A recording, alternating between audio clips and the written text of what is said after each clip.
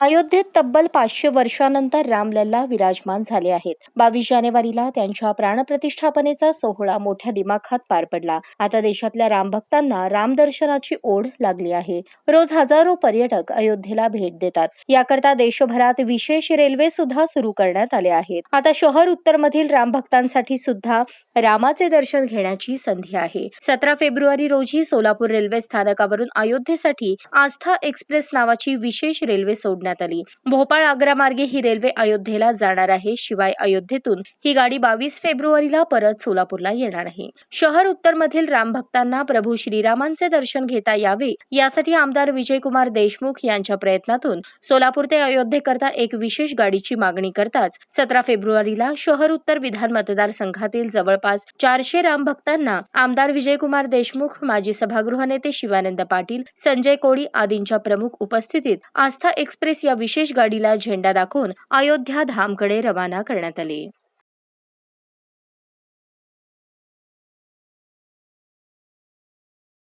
गाडी सोडा.